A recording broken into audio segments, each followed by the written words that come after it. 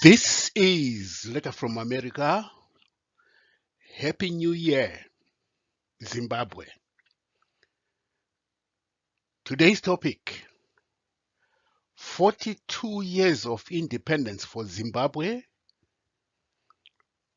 It's like going from the land of milk and honey to a living hell on earth. Some people are asking, some Zimbabweans are asking, when will independence under ZANU-PF end? Except for the ZANU sycophants and apologists, the year 2023 has started on a very dismal note for Zimbabwe. Under the Mnangagwa ZANU-PF regime, Zimbabwe has been turned into a living hell on earth. Nothing seems to work in the interest of the Zimbabwean majority. Zimbabweans who lived through the Ian Smith rule until 1980 have vivid memories of what life was like under the Smith regime and under Mugabe and now under Mnangagwa. They have lived through the Smith, Mugabe, and Mnangagwa, and they can tell, they can compare what life was like. So the question is, how do Zimbabwe and Rhodesia compare? Why is there such a nostalgic memory for Rhodesia by people who live in a supposedly free Zimbabwe? The transition from Rhodesia to Zimbabwe was equated to the biblical migration of Israelites from Egypt to the land of milk and honey in modern Israel. Did Zimbabwe become the land of milk and honey for Zimbabweans who lived under the iron grip of white settler colonial repression? The situation in Zimbabwe in 2022, and is very likely to be the same in 2023, was dramatically described by the Citizen Coalition for Change leader Nelson Chamisa, and it represents the land where everything went wrong. In his tweet on the 22 ugly sins of 2022, Chamisa outlines the following facts that have reduced Zimbabwe to a living hell for its citizens. Arresting and denial of bail for Job Sikala and the Nyatsime 16, as well as other political prisoners. Job Sikala has been in the maximum security jail for more than 400 days. He is the most persecuted, prosecuted, and tried political prisoner in Zimbabwe. This week's trial had a false start because the state prosecutors did not know how to proceed with the case for the simple and obvious reason that Sikala has no case to answer. Sikala has been arrested and persecuted and prosecuted for more than 60 times in independent Zimbabwe, and yet he has not been convicted of any crimes.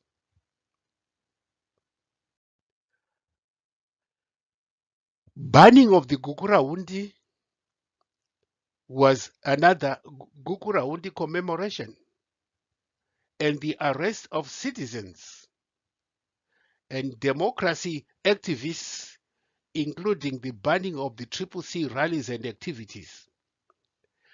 All of those were the hallmarks of 2022, and they are likely to continue in 2023. Number 3, political violence, political murders of opposition activists and attacks on Triple C rallies. Somebody said, to all intents and purposes, Triple C is now a banned party in Zimbabwe. Number 4, death threats on opposition leaders and democracy activists.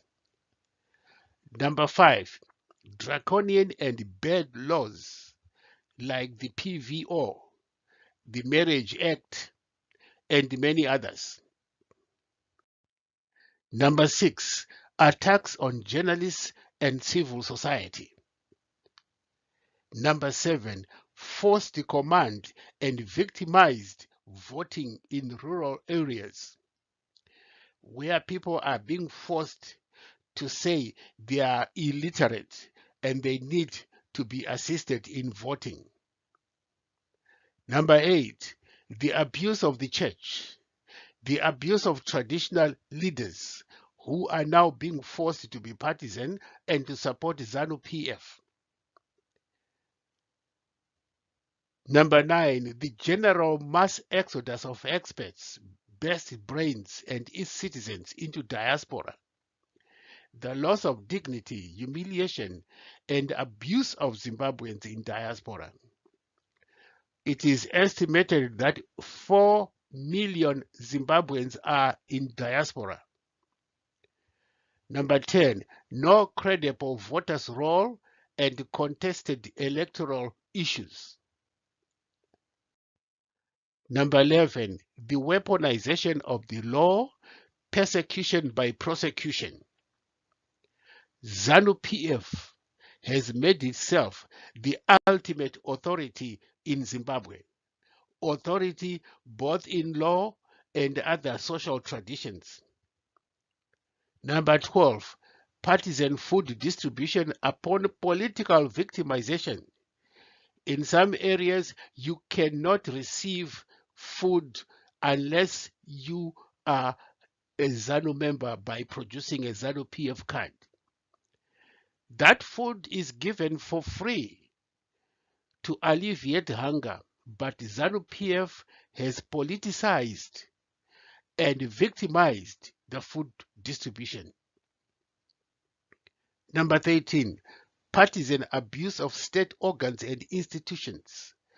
The partisan abuse of the public broadcaster ZBC. Some people now call ZBC ZANU Broadcasting Corporation. According to recent monitoring figures, more than 90% of time and space in ZBC involved covering ZANU-PF activities. More than 90%. One person eventually remarked that listening to ZBC was like attending a ZANU-PF rally.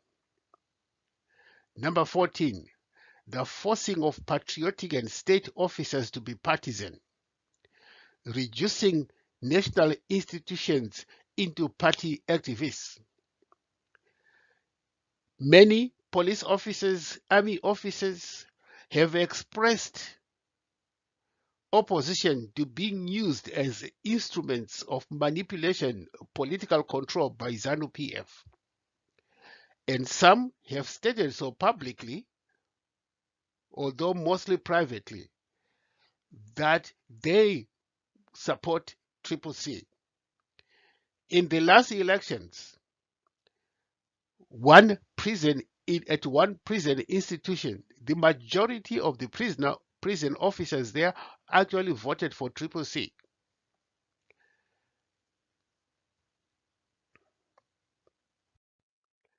Number 15, grand-scale corruption. The looting of national resources, including mineral wealth, huge perks by the elites and chiefs. It is estimated that Zimbabwe loses more than $2 billion a year to corruption and looting. The mineral wealth that is being looted and exported privately, clandestinely, out of the country is valued at 100 million US dollars a month. Number 16, youth unemployment and youth drug abuse. Zimbabwe has got a 90% unemployment rate. So out of 10 Zimbabweans, 9 Zimbabweans are unemployed. And they survive through the informal economy where vending is their only means of making money. Number 17, impunity and immunity. These are crimes committed in the name of the governing party, and they are defended. Any members of ZANU-PF who commit crimes do not face jail. In some cases, they are not tried. If they are arrested at all, they will not spend one single night in jail. Number 18, lack of support to agriculture and economic producer prices for the farmers.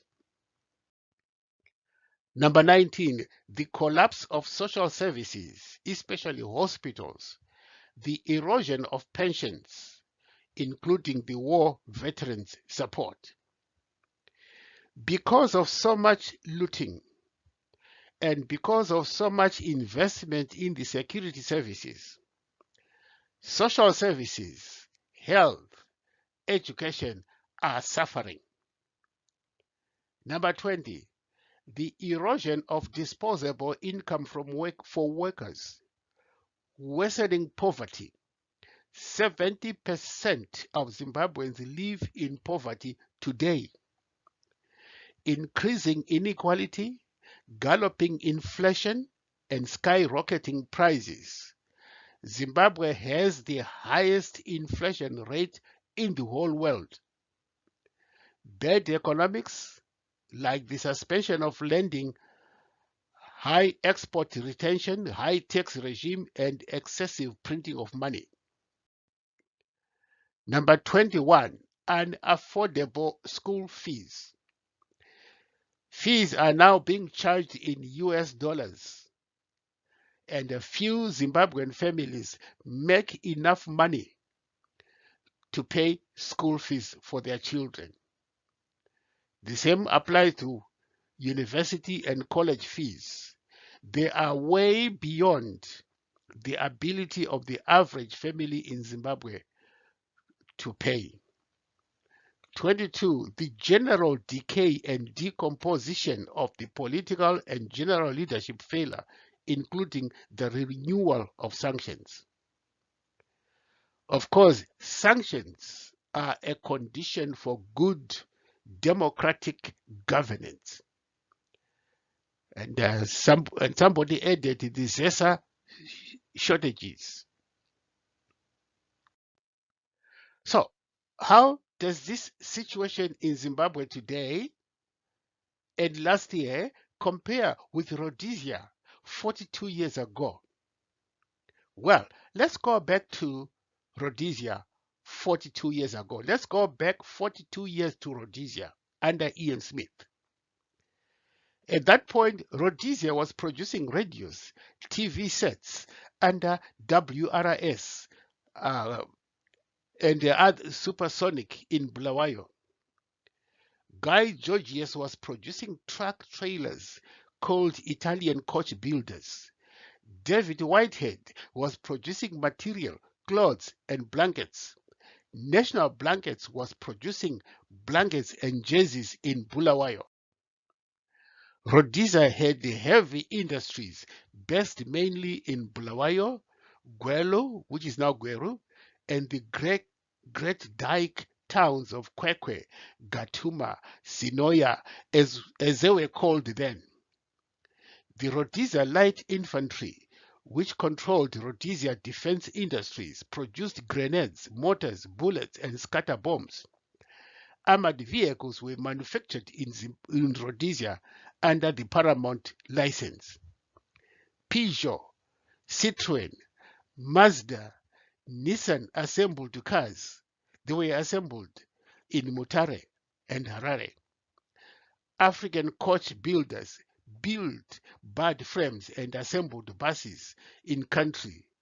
DAF assembled buses in Rhodesia. Rhodesia Railways had the biggest machining and repair facility in the country. Rhodesia had the most sophisticated railway network outside of South Africa. The Dabuka signaling and marshalling yards were opened in 1982 as the most sophisticated on the continent. Of course, that was a legacy from the Rhodesia era. What was the center of all this were the capital markets that were the most advanced outside South Africa. Julius Nyerere, the former president, the late Julius Nyerere and former president of Tanzania, famously told Mugabe that he had inherited a gem and that he must not destroy it.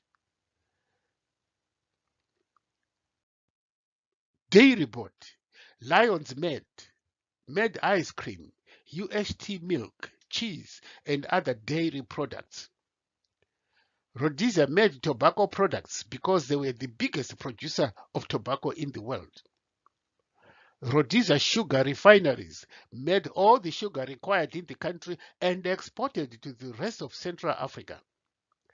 National Foods made flour, meal, and a host of grains from the local produce. Anglo-American Corporation ran huge enterprises from smelters to mines.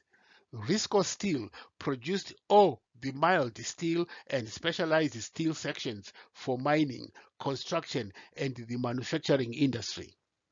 The rest came from ISCO. Rhodesia produced ethanol before any other country on the continent. Small volumes, but large enough to project into a big industry post-independence. And Rhodesia exported maize to the whole world. Arenals, Lobels, Charons, Schweppes. These were huge factories exporting to Zambia, Malawi, Botswana, Kenya, Uganda, and Tanzania. The Delta Corporation was the largest listed enterprise on the Rhodesia Stock Exchange. Butter Shoe Company exported shoes back to parent company in Canada. The Cold Storage Commission exported beef to the European countries. ESC manufactured transformers, sun stations, and base equipment. The mining industry bought equipment made during sanctions in Rhodesia. Heinrichs Chibuku Breweries was a grand enterprise spanning the entire country, sponsoring soccer and athletics, employing thousands of people nationwide. Rhodesia Broadcasting Corporation employed over 5,000 people in studios at Pockets Hill and Montrose Studios in Bulawayo. The Reserve Bank of Rhodesia was a huge employer, minting coins and printing notes that actually bought something. At that time, one Rhodesian dollar was worth 2 United States dollars. By 1985, the University of Zimbabwe took 10,000 students and employed thousands of well-paid staff. All this came from the genesis of a small University of Rhodesia, which had previously taken only 1,500 students a year. Guy Georgius was black. Wanamushandira Pamwe hotels were massive enterprises. Job Kadengu ran nightclubs. Sam Gozo was making tires in competition with Dunlop tires. AD Mpepu, Matambanadzo Motors, P. Hall and Company, Rurezo Motors, Kumuka, Farai Uzumba, all ran bus companies that had over 200 buses each at the time. That was Rhodesia 42 years ago. There are some, even though there are some stark differences, there are also some stark comparisons between Rhodesia and Zimbabwe under Mugabe and Mnangagwa. The biggest comparison between Ian Smith on one hand in Rhodesia and Mugabe and Mnangagwa for Zimbabwe is that Zimbabweans did not have any political freedoms. Zimbabweans today do not have any political freedoms. They are suffering basically in the same way as 42 years ago. In other words, they did not have any basic human rights in both Rhodesia and Zimbabwe. First, with a repressive regime that controls the security agencies, the army, police, and other state institutions, including ZEC, the Zimbabwe Electoral Commission. Zimbabweans are acutely aware that elections will be manipulated as well.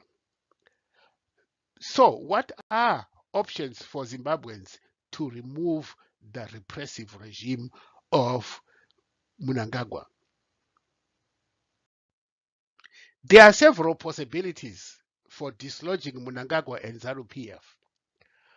One is if there is a significant split in ZANU-PF and one faction aligns itself with the opposition movement under a contractual and binding promise to allow for free and fair elections. This alignment could come in form of a united front party. When Mugabe was president, there was talk of two factions in ZANU-PF. One was led by Mnangagwa, and was described as hardline. Another was led by Joyce Mujuru and was described as moderate. In this scenario of a split, the moderate faction in today's Mnangagwa led ZANU-PF could get a lot of support from the military. Why? Well, reports say the old guard army chiefs are retiring and are being replaced by younger commanders who were born after independence in 1980. Their youthfulness make them more aligned to the youthful leadership of Triple C under Chamisa, as well as the majority of the Zimbabwean population. Regardless of whether they are in the army or police or school or different political parties, young people in Zimbabwe and everywhere share the same hopes, dreams, and ambitions in life. They also share the deprivations in life, poverty, unemployment, lack of property, and other wishes or desires in life. A moderate faction in the split ZANU-PF could see a groundswell of support from a new coalition that will effectively overthrow the old guard and the old order under Mnangagwa. And there is, of course, another option, and that is mass insurrection. More than 70% of Zimbabweans live in poverty. This is enough to inspire an insurrection. It has happened in other countries in Africa. So the big question is, how do you get Zimbabweans to use their power in numbers? And that is the big question for 2023. This concludes today's broadcast of Letter from America, a weekly in-depth analysis of the situation in Zimbabwe. Thank you for listening.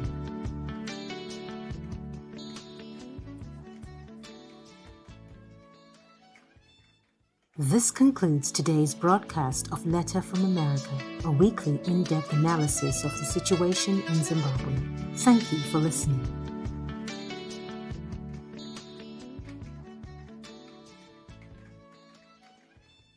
This concludes today's broadcast of Letter from America, a weekly in-depth analysis of the situation in Zimbabwe. Thank you for listening.